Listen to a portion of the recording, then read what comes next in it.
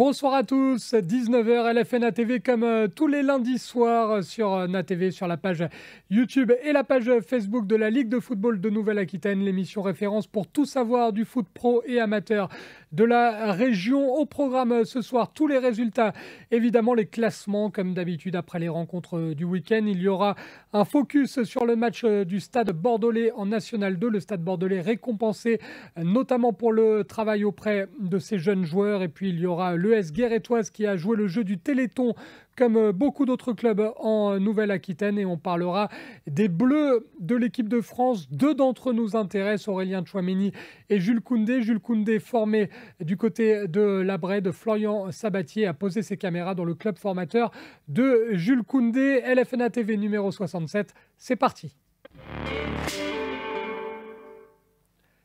Honneur aux femmes pour débuter, galanterie oblige, avec la 10e journée de D1 Arkema et la très belle victoire des joueuses des Girondins de Bordeaux, 3-1. C'était face à Rodez avec notamment le 7e but cette saison de l'internationale française Maëlle Garbino. Bordeaux désormais 6e à 3 points du podium avant de se déplacer vendredi soir. Ce sera sur la pelouse de Fleury.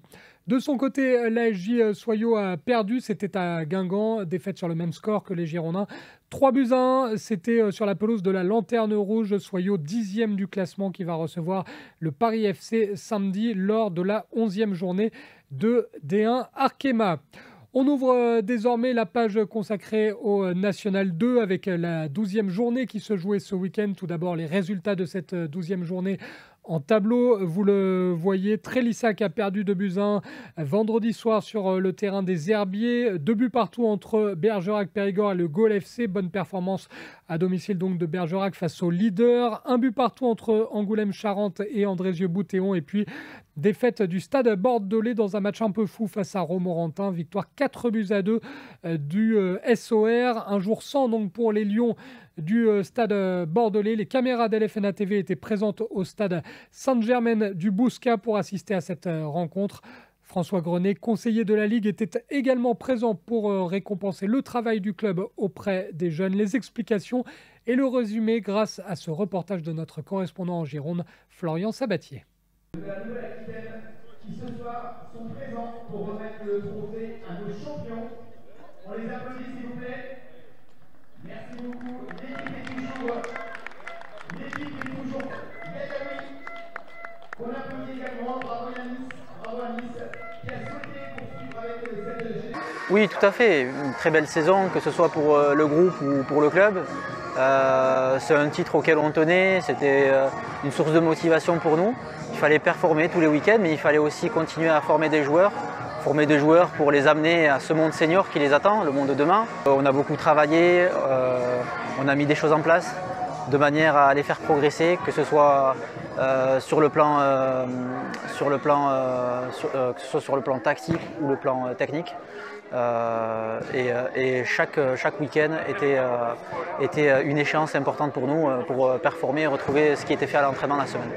Il y a eu 6, 7, voire 8 recrutements sur ce groupe-là qui ont été très ciblés et qui ont beaucoup apporté au groupe.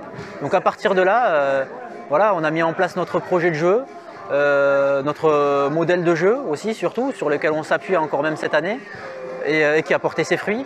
Après, le moment qui a été déclencheur et qui nous a amené jusqu'au titre, c'est le premier match amical qu'on a joué, ils le savent. C'est un match amical qu'on a joué sur lequel on avait perdu 6, 7 ou 8-0.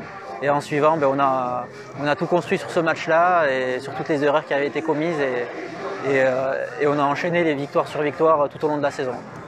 Et justement, alors, c'est vrai qu'on parle d'un sport quand même globalement collectif, le football, mais qui est de temps en temps un peu individuel. Est-ce qu'il y a, si vous aviez, je sais que vous n'allez pas me donner non forcément, mais si vous aviez peut-être un joueur à sortir du lot qui a fait la différence, qui a été un peu l'impact player, justement, qui ça serait globalement? Oui, alors il y en a. Alors, c'est vrai que c'est difficile de parler.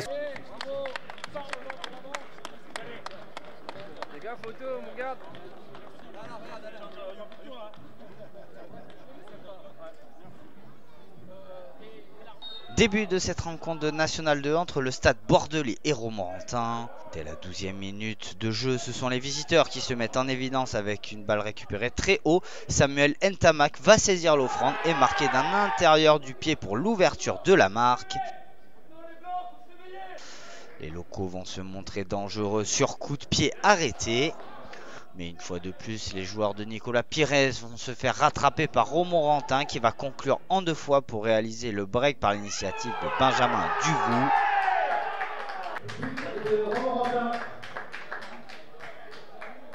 Mais à quelques minutes de la première période, le Stade Bordelais va réduire l'écart par l'initiative de Jonathan Abonkele. Fin du premier acte et le Stade Bordelais est mené par un but d'écart. Au retour des vestiaires, les visiteurs vont réaliser le copier-coller du début de la première période. Sur une nouvelle erreur de la défense bordelaise, Samuel Ntamak s'offre un doublé synonyme de 3-1. Ouais, je suis en train de bosser. Quelques minutes plus tard, sur une nouvelle phase de jeu des visiteurs, ce diable de Samuel Ntamak va marquer un nouveau but pour un hat-trick dans cette rencontre 4-1.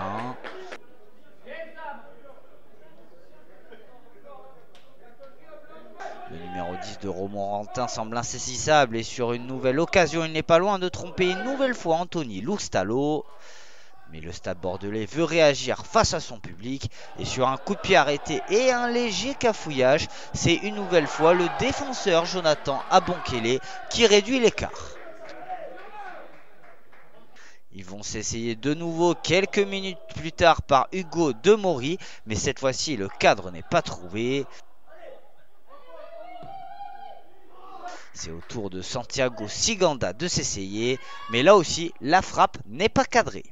Fin de cette rencontre et défaite du Stade Bordelais 4-2 contre Romorantin.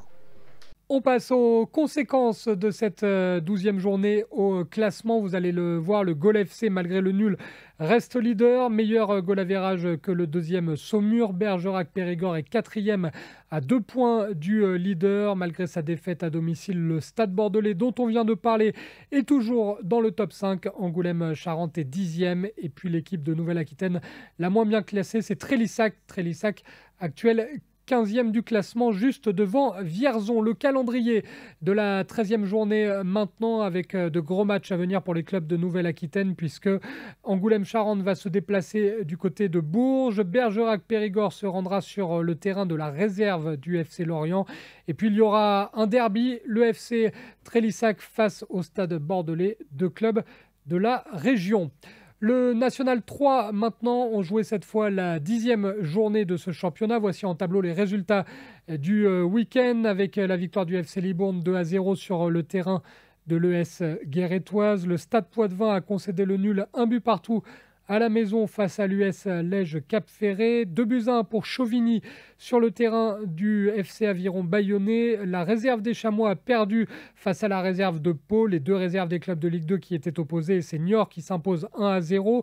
2-2 entre le CA Neuville et Châtellerault. 0-0 entre le Stade Montois et les Jeunets d'Anglet. Et puis 2-0 pour la réserve des Girondins face à Porte-Entre-deux-Mers. L'ES Guérétoise, vous l'avez vu, qui a donc perdu à domicile contre le FC Libourne samedi soir. Une défaite sur le plan sportif pour la formation du district de la Creuse. En revanche, victoire totale sur le plan du partage et de la solidarité avec une grosse journée organisée en faveur du Téléthon 2022. Vous allez voir ce reportage pour LFNA TV signé Touami Nassiri.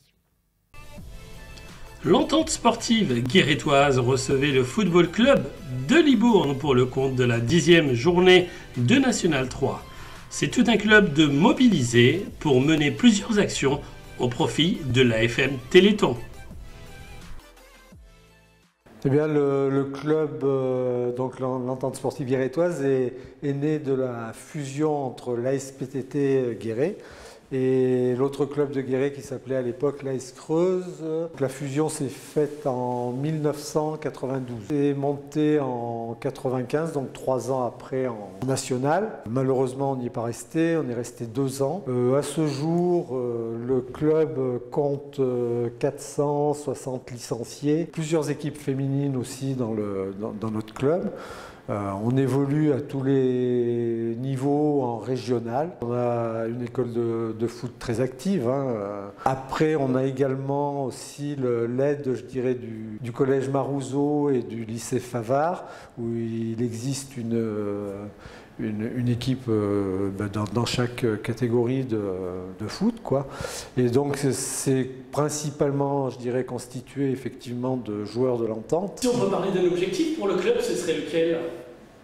Si on parle de l'équipe A, ce serait le maintien, effectivement, mais bon, on sait que ce sera dur, mais je crois que les joueurs sont motivés pour essayer de pouvoir se maintenir à ce niveau, parce que je ne pense pas qu'on en soit bien loin, au vu de ce que j'ai vu sur les matchs.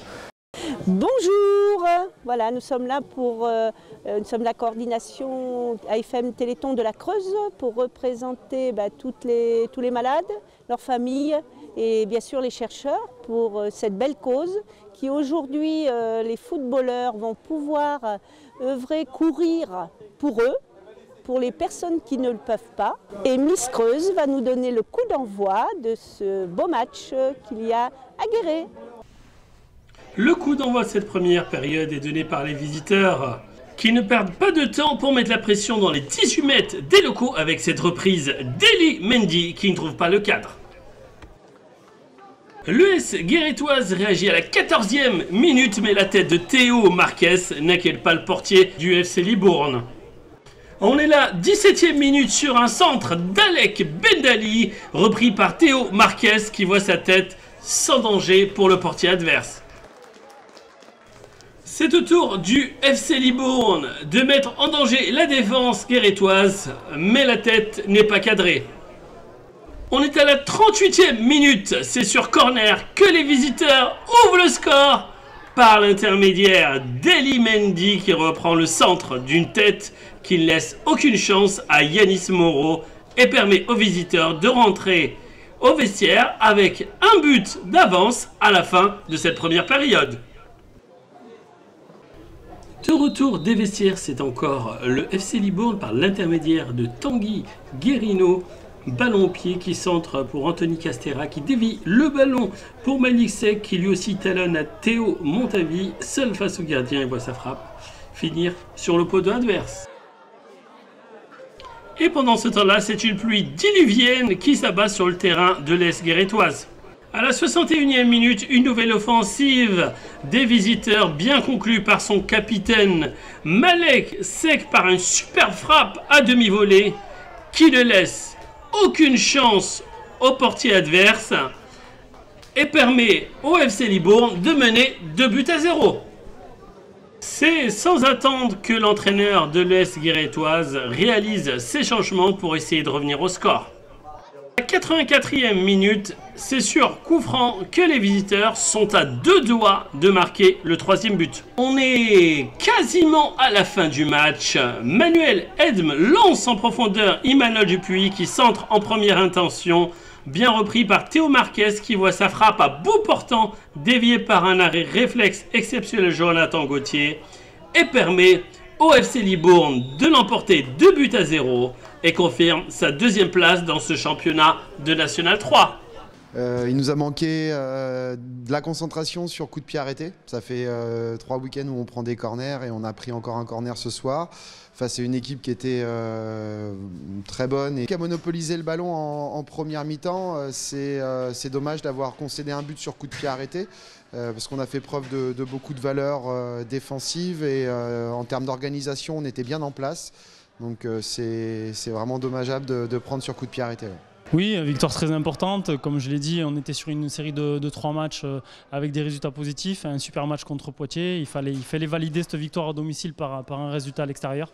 Ce qui est chose faite aujourd'hui. Donc on repart content et satisfait de la victoire.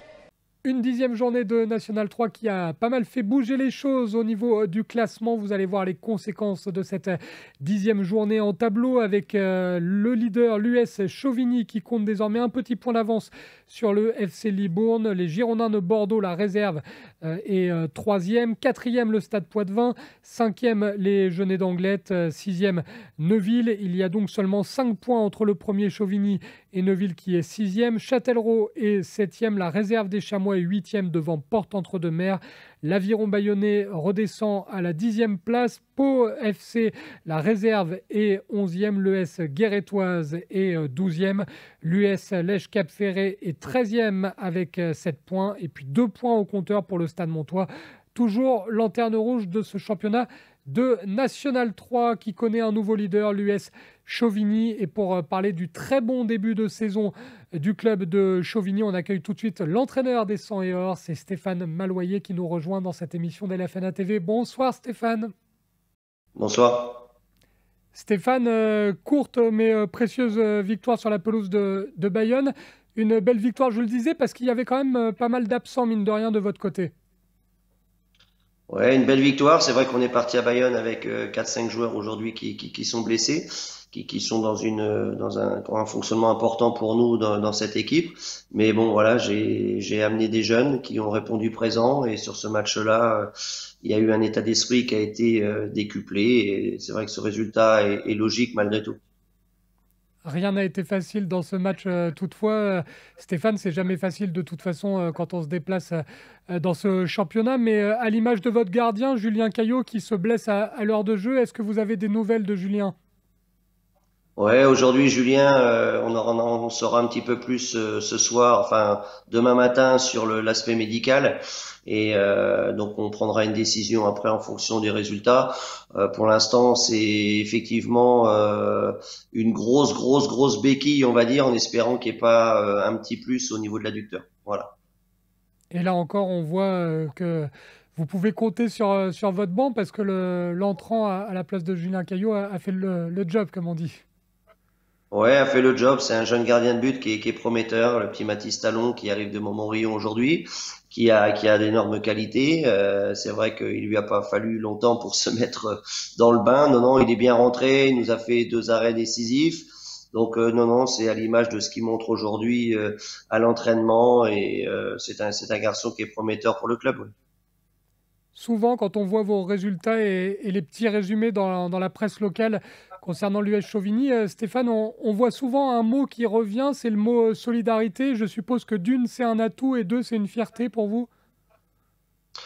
C'est un atout, oui, puis une fierté parce que c'est aujourd'hui c'est le maître mot. Hein. Je l'avais dit précédemment, on est quand même un club avec un petit budget. On essaie de se débrouiller avec les moyens qu'on a, mais aujourd'hui, je pense que cette place de premier au championnat, on la vole pas. On travaille tous dans le même sens. J'ai un amalgame de jeunes joueurs et d'anciens. Donc non, pour l'instant, c'est vrai que la mayonnaise a encore pris cette année, tant mieux. Mais voilà, après il va falloir faire attention aussi à ces petits bobos parce que bon, sur la durée, on risque d'être un petit peu embêté. Maintenant, voilà, on va pas. Ce qui est très très important pour moi, c'était voir aussi si nos jeunes étaient capables de répondre présent sur ce genre de match et aujourd'hui ils me l'ont montré. C'est une mayonnaise qui a aussi un petit peu de ketchup. C'est une mayonnaise sans et or cette année du côté de l'US Chauvigny. Stéphane, vous êtes leader du classement, vous l'avez dit, après 10 matchs. Alors même s'il y a un calendrier à remettre à niveau, c'est loin d'être anecdotique quand même. Ça récompense aussi le travail. Ouais, ça récompense le travail effectué de tous les garçons aujourd'hui, mais je le dis et je le répète, c'est un état d'esprit, c'est un petit peu à l'image aujourd'hui de tout le club. Hein. On a des résultats avec notre équipe 2, on a un très bon parcours en Gambardella avec nos jeunes, voilà, il y a vraiment une récompense aujourd'hui du travail effectué par tous les éducateurs, et puis c'est aussi une récompense pour nos bénévoles du club qui aujourd'hui se donnent à 300% pour le club à chaque match. Donc c'est quelque chose qu'on vit bien aujourd'hui. On n'a pas de pression par rapport à ce fonctionnement de number one. Mais voilà, moi aujourd'hui, je continue à travailler, même si on a des petits pépins. Aujourd'hui, les jeunes répondent présents. On peut faire confiance à ces jeunes, donc c'est vrai qu'on travaille dans la sérénité. quand on vous avait eu il y a un certain temps, je ne sais plus si c'était en début de saison ou en avant-saison, vous nous aviez dit: j'ai fixé un petit objectif secret à mes joueurs, c'est celui de rester invaincu à la maison. C'est le seul bémol. D'ailleurs, ça coïncide avec le seul match où vous n'avez pas marqué de but, Stéphane, cette défaite 1-0 contre Châtellerault. Exactement, elle me reste encore un petit peu amère en travers la gorge, mais bon, c'est vrai que ce match-là aujourd'hui, même en étant très moyen, c'est un match qu'on leur a donné, qu'on aurait pu effectivement gagner, même en étant très très très moyen. On s'est procuré beaucoup d'occasions qu'on n'a pas pu finaliser. Voilà, ça fait partie aussi des matchs qui nous ont fait rebondir aussi. On a travaillé sur nos petits bémols et aujourd'hui, on se retrouve à cette place-là et je vous dis, c'est vrai qu'on aurait préféré avoir 3 points de plus, on aurait 23 points aujourd'hui. Ça aurait pas été négligeable, mais bon, aujourd'hui, j'aurais signé en début de saison pour être à cette place-là et être avec 20 points, ce qui reflète aujourd'hui 10 matchs. Ça nous fait 2 points par match. Bon, c'est quand même pour nous aujourd'hui, petit club de Chauvigny, est très bien. Peut-être que l'objectif qui va remplacer celui d'être invaincu à domicile, c'est peut-être de partir en vacances avec cette trêve hivernale, de partir en vacances en tête, parce que vous avez un gros match, hein, Stéphane, la réception de la réserve des Girondins pour finir l'année. Ça va être un gros match à la maison. Ouais, c'est ce que j'avais dit aux garçons. On s'est donné un objectif sur les 2 derniers matchs. C'est vrai que quand on a gagné contre Pau, je leur ai dit mardi à l'entraînement qu'il y avait un objectif des 2 matchs qui arrivaient, c'est-à-dire que si on allait gagner à Bayonne, on serait toujours premier. Ensuite, c'est vrai qu'on avait ce challenge aussi des Girondins de Bordeaux avant les vacances. Et ben, ça serait un bon cadeau de Noël de finir sur une bonne note sur ce match-là. Maintenant, comme je vous dis, ça va nous permettre de travailler dans la sérénité, de pas avoir de pression aujourd'hui. Et puis, ça peut être pour nous, c'est vrai que ça peut être un super match. Il va y avoir du monde. Ça va être quelque chose de sympa à vivre pour certains de mes joueurs. Donc on va préparer ça avec beaucoup de justesse et puis être minutieux dans le travail. Et puis je sais que mes garçons aujourd'hui sont dans un état d'esprit irréprochable. Donc jouant un match comme ça, j'ai pas besoin de les motiver. Je crois que la motivation elle y est sans en parler quoi, de toute façon. Mais ça pourrait être un très bon cadeau de Noël et j'espère que les garçons l'auront à la fin de ce match. Oui, on l'espère évidemment. Match donc contre la réserve des Girondins, ce sera ce week-end et ça va être une grosse affiche du côté de Chauvigny. Petite question décalée pour finir, Stéphane, mais quand on est coach, qu'on est en pleine Coupe du Monde, je suppose que vous suivez les matchs des Bleus, ça fait quoi en tant que coach de gagner sur la pelouse du stade Didier Deschamps ? Bah écoutez, c'est toujours sympathique, hein, c'est toujours sympathique. Maintenant, c'est plutôt anecdotique, mais voilà, aujourd'hui, je prends beaucoup de plaisir à regarder l'équipe de France jouer, en espérant que le samedi à 20h, nos Français répondront présent pour se qualifier pour cette demi-finale. Mais on sera tous derrière, évidemment. Vous avez prévu quelque chose au club, que ce soit pour les jeunes ou pour l'équipe info, senior ? Le match contre Bordeaux a été avancé à 17h par rapport à ce qu'on avait prévu au départ, c'était 19h, on l'a avancé à 17h pour qu'on puisse tous se retrouver après derrière, ne serait-ce que dans un petit bar au centre-ville de Chauvigny où on a notre petit fief un petit peu. Voilà. Et je suppose que même lors de la 3e mi-temps, la solidarité est toujours là à Chauvigny. Ouais, la 3e mi-temps est toujours là. Je vous dis, on a nos petites manies, notre petite savoir-faire un petit peu encore à Chauvigny et on ira voir notre ami au 3 bis qui nous recevra très bien comme d'habitude. Voilà. Et on espère qu'il y aura et la victoire de Chauvigny pour bien finir l'année en tête de ce championnat si compliqué et qu'il y aura derrière la victoire de l'équipe de France. Comme ça sera Noël avant l'heure. Merci beaucoup Stéphane Malouayer. Ça serait un bouquet final. Merci beaucoup.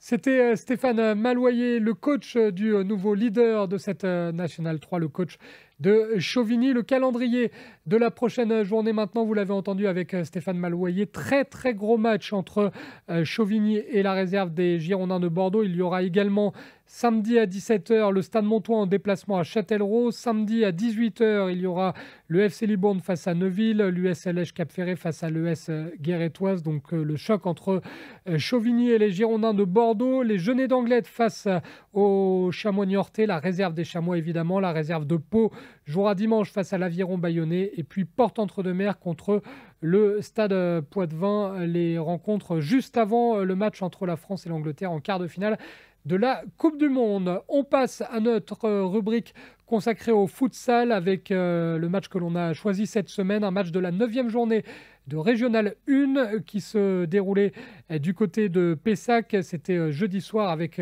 Girondin Futsal face au FC Martignas Ilac, une rencontre qui avait lieu dans la salle du COSEC à Pessac et qui était suivie pour nous par Florian Sabatier.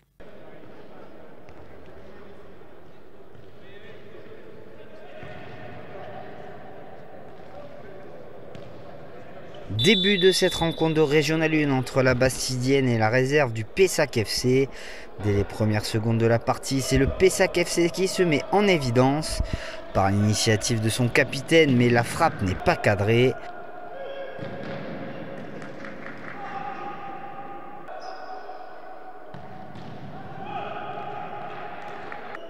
Dans la foulée ou presque sur un ballon récupéré par Omar Belbachir et ce dernier va s'illustrer dans la foulée pour l'ouverture de la marque. Les Pessaquais continuent sur leur lancée pour l'ouverture de la marque mais échouent face au portier. Une nouvelle fois, le gardien de la Bastidienne parvient à repousser la tentative. Mais la Bastidienne va réussir à se ressaisir très vite sur coup de pied arrêté. Un jeu très rapide est effectué et c'est Salim Bouab qui arrive à égaliser. Dans la foulée ou presque, les joueurs hôtes insistent et par un extérieur du pied de Jérémy Quaresma, la Bastidienne mène à la marque. Toutefois, Pessac répond du tac au tac sur une belle passe d'Oufkir. Mohamed Samoudi égalise pour les siens. Sur une attaque de la Bastidienne, le capitaine Omar Belbachir parvient à réaliser une belle percée et donne le cuir à Oufkir qui marque le but du 3-2.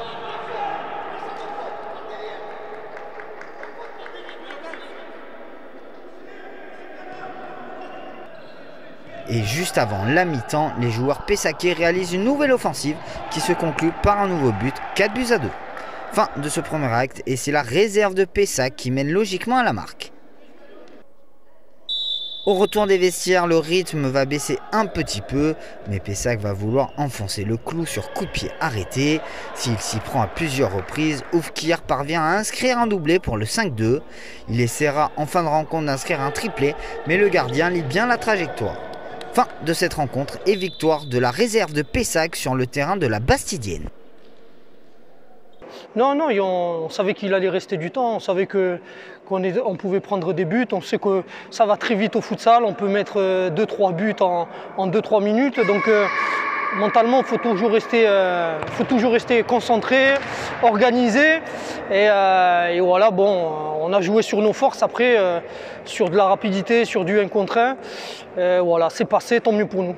On termine cette émission d'LFNA TV avec notre rubrique reportage. Si l'équipe de France brille actuellement du côté du Qatar avec la Coupe du Monde et un quart de finale qui se profile samedi face à l'Angleterre à 20h, elle le doit avant toute chose au football amateur et à ses formateurs. Si la Nouvelle-Aquitaine peut se vanter d'avoir formé l'entraîneur de cette équipe, Didier Deschamps, qui a touché ses premiers ballons du côté de l'Aviron Bayonnais, la région a également vu passer 2 titulaires des Bleus. Vous le voyez sur la photo, Aurélien Tchouaméni avec le maillot d'Artigues et Jules Koundé avec le maillot de Landiras, maillot rouge et bleu sur la photo pour Koundé juste à côté d'Antoine Griezmann. Jules Koundé passé par Landiras, passé par l'Olympique de Céron avant d'exploser sous les couleurs de la Brède où il s'est fait remarquer par les Girondins de Bordeaux. Florian Sabatier s'est rendu dans cette commune de la Brède, située juste à côté de Bordeaux. Le reportage pour LFNA TV de Florian Sabatier.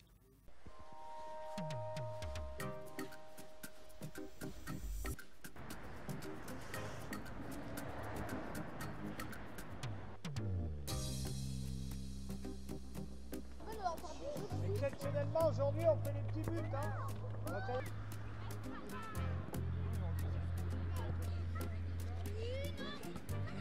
Allez, Tim.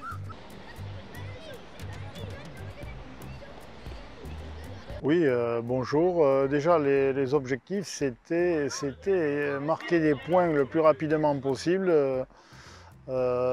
pour justement, vu qu'il y avait 5 descentes en fin de saison. Et on se rend compte que par rapport à nos résultats, si on y croit un peu plus, on doit pouvoir rivaliser avec des équipes de haut de tableau. Mais la saison est longue, donc je peux dire ça maintenant et je ne sais pas ce que nous réserve l'avenir. Mais c'est vrai que je sens des garçons qui ont envie, qui sont passionnés, qui aiment le foot, qui vivent pour le foot. Et une équipe ils vivent bien ensemble et je crois qu'ils peuvent faire des résultats.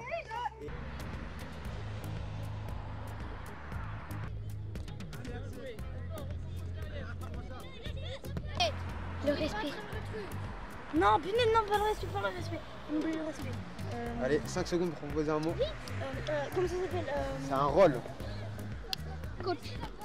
Non, mais non, arbitre, le truc. Non, c'est pas bon, toujours pas. On en a 6, après on trouvera le mot final de toute façon.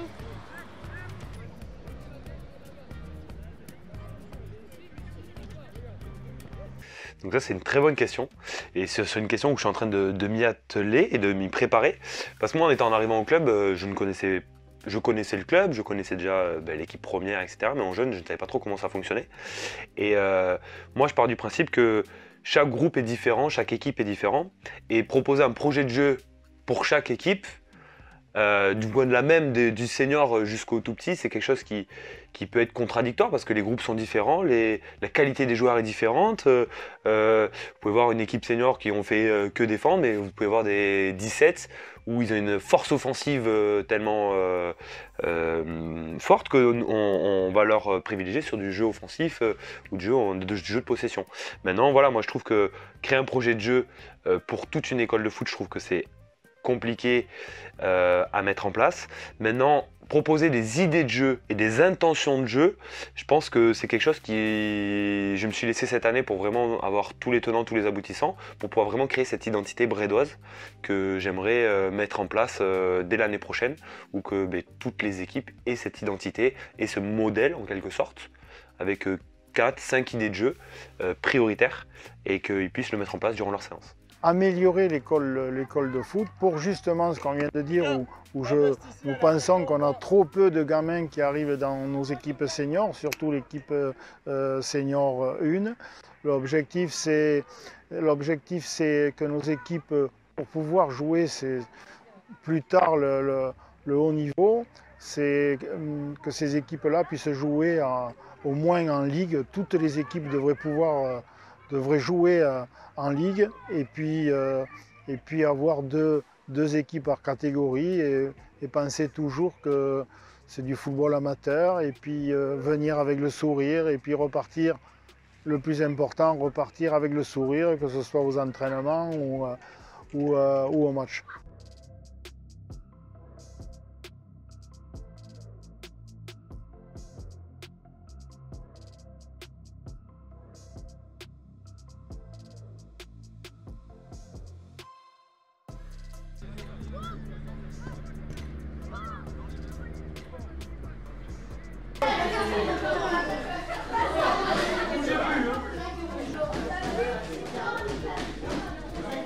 Ben oui, ça a été le cas d'ici, c'est notre fierté ici au club, du travail de formation qui est mis en place et de la politique de formation qui est mise en place par le club. Donc ça c'était il y a quelques années, mais on continue à bosser depuis.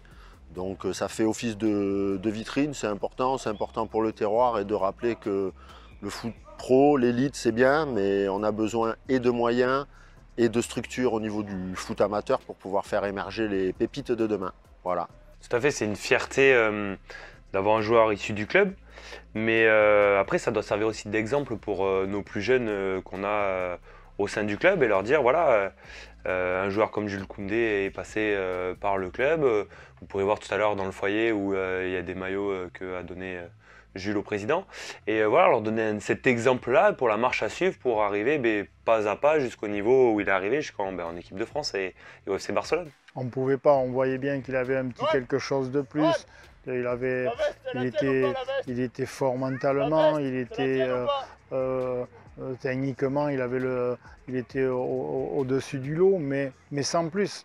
Mais par contre, son sérieux, on voyait bien qu'on avait affaire à quelqu'un qui savait doser les efforts, qui savait faire les efforts quand il fallait, qui était toujours disponible pour tout, avec l'éducateur, avec ses copains de club, d'équipe.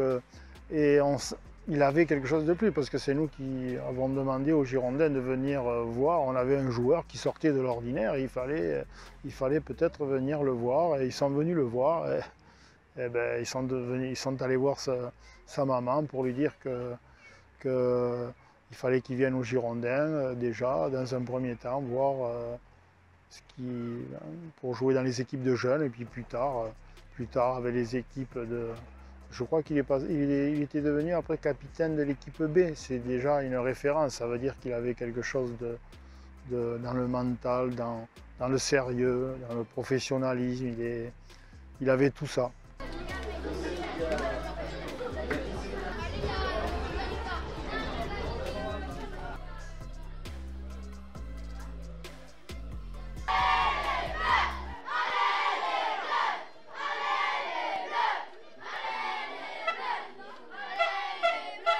Jules Koundé, donc formé à la Bred, super reportage signé Florian Sabatier. Et vous le savez, le meilleur ami de Jules Koundé dans le vestiaire des Bleus actuellement au Qatar, c'est évidemment Aurélien Tchouameni, avec qui il a passé 6 ans aux Girondins de Bordeaux. Aurélien Tchouameni qui a débuté le football, lui, du côté d'Artigues, près de Bordeaux. Il s'en souvient comme si c'était hier au micro d'FFF TV, une interview qui était également à la disposition du district de la Gironde. On écoute les souvenirs d'Aurélien Tchouameni à Artigues. Que tu peux nous raconter tes premiers pas au sein de ce club? Que de bons souvenirs. Je me souviens avoir découvert le centre d'entraînement de l'ASJ Artigues en déménageant à Artigues, justement. Quand je suis arrivé, je gesticulais un petit peu partout. Du coup, ma cousine m'a emmené voir un peu les alentours, et il y avait un terrain juste à côté de la maison. Du coup, j'ai pu voir qu'il y avait le club, justement, de l'ASJ Artigues qui avait ses installations. Donc, directement, j'ai pris une licence, et puis c'est là que l'histoire a commencé. Claude Dauvilliers, ton ancien président de club, avec qui tu entretiens encore des liens? Ouais, toujours. Je l'ai eu encore au téléphone hier. D'accord. Mais il confiait avoir repéré très vite ton potentiel. Est-ce que tu avais conscience, toi, de tes capacités à ce moment-là? Honnêtement, je me souviens quand j'étais Artigues, j'étais déjà surclassé avec les personnes qui avaient un an de plus que moi. Mais à cet âge-là, j'étais vraiment insouciant. Je me posais pas trop de questions par rapport au football ou quoi que ce soit. Je jouais au football parce que déjà d'un, j'étais passionné. En plus de ça, tous mes amis jouaient au football. Donc j'allais vraiment là-bas pour prendre du plaisir et je me prenais pas la tête. Puisqu'on en parle, est-ce que tu peux nous parler de ce président, ce Claude Dauvilliers? C'est quelqu'un d'important? C'est quelqu'un d'important pour toi? Oui, c'est un président emblématique pour la ville d'Artigues. Et pour nous joueurs, les amis que j'ai de ma génération, on a toujours un beau souvenir de lui, puisqu'il a joué un rôle très important dans notre évolution sportive et même humaine. C'est vraiment quelqu'un que je porte dans mon cœur, et à chaque fois qu'il a besoin de moi pour quelconque chose, je serai toujours là pour lui et pour la ville d'Artigues. Au bout de tes capacités, qu'est-ce qui, selon toi, t'a réellement permis de tutoyer le très haut niveau rapidement? Je pense à l'accompagnement de la part de ton club, de tes éducateurs, ta famille. Qui t'a aidé à devenir le joueur que tu es? Je pense que c'est un peu de tout. Dans une machine, il faut que tous les différents paramètres soient parfaitement exécutés. Donc que ce soit au niveau de mon entourage, du club de Bordeaux, et des personnes qui étaient autour de nous pour nous permettre de nous développer. Je pense que j'ai vraiment eu de la chance de pouvoir compter sur des personnes vraiment bienveillantes, et c'est ça qui fait ma force aujourd'hui. C'est-à-dire que quand on a du talent, il talent, ça suffit pas en fait. Oui, ça suffit pas. Il y a plein de personnes de talent qui réussissent pas à faire de carrière parce que ils ont passé cette éthique de travail, etc. Et donc, avec l'éducation que j'ai eue, avec ce qui a été mis en place à Bordeaux aussi pour nous pousser à toujours aller chercher plus loin, ça me permet d'avoir un bagage aujourd'hui et d'être le joueur que je suis aujourd'hui. Donc en parlant de haut niveau, à seulement 20 ans, tu as été appelé par Didier Deschamps pour rejoindre l'équipe de France A pour cette phase d'éliminatoire à la Coupe du Monde 2022. Comment as-tu vécu cette annonce dans la liste des 23 et quel était ton sentiment lorsque tu as appris cette nouvelle? Honnêtement, j'étais vraiment très content. C'est un aboutissement pour tout joueur de foot. On rêve de pouvoir porter les couleurs de son pays. Et c'est une chance pour moi d'être aujourd'hui dans le groupe France. Donc j'essaie de prendre le maximum d'informations et de montrer ce que je sais faire. Est-ce que c'est partie de tes rêves de porter un jour le maillot de l'équipe de France dans le stade de Bordeaux?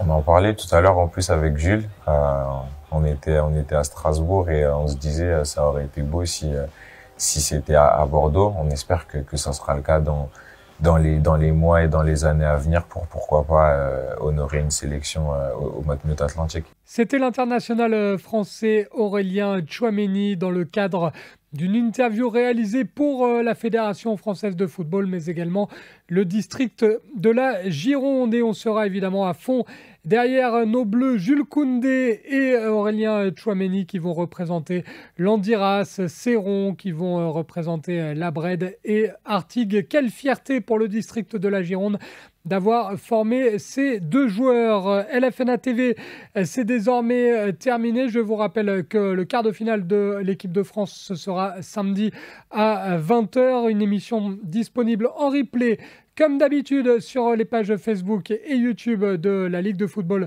de Nouvelle-Aquitaine. On se retrouve lundi prochain à la même heure avec là encore plein de rendez-vous passionnants. Juste avant de conclure ce numéro 68, je remercie Paul Maison-Regnault à la réalisation, Florian Sabatier et Toimi Nassiri à l'édition et je vous laisse avec une petite compile des buts du week-end en Nouvelle-Aquitaine. Très bonne soirée et très bonne semaine à tous.